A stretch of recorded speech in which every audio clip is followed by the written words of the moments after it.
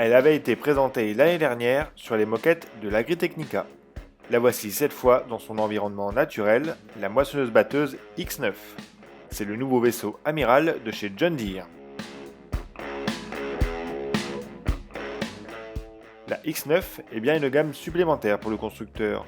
Positionnée au-dessus des S700, elle est constituée de deux modèles.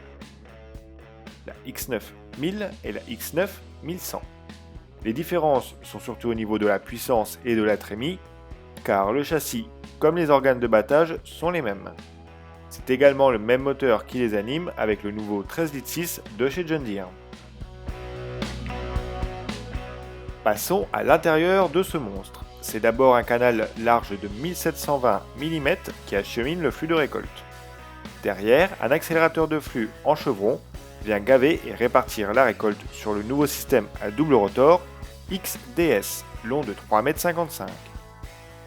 Chaque rotor reprend l'architecture d'un rotor d'une S avec une zone d'alimentation à 3 ailettes, une zone de battage et une zone de séparation. Les rotors disposent de 3 plages de vitesse pour s'adapter au mieux à la récolte. Pour le battage en conditions difficiles comme dans le nord de l'Europe, l'ACI, un réglage hydraulique actif des contrebatteurs, est disponible. Le nettoyage est ensuite assuré par le nouveau caisson Dynaflow XL. Le flux d'air est fourni par 4 ventilateurs et le caisson est cloisonné sur ses différentes parties pour le travail dans les pentes. Les hauts tons sont ensuite traités par un batteur dédié placé sur le côté des grilles.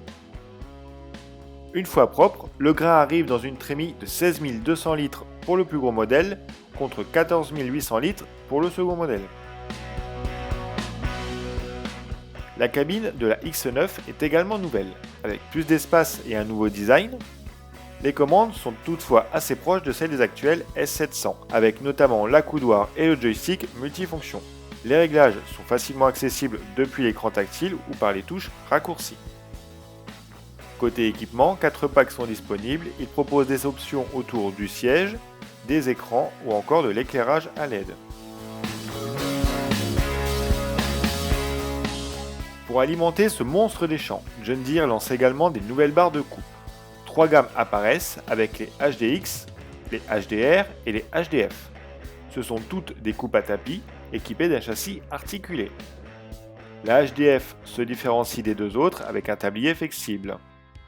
Ce tablier flexible est également présent sur la RDF, une coupe également à tapis mais cette fois-ci avec un châssis fixe, descendante des actuels 700 FD.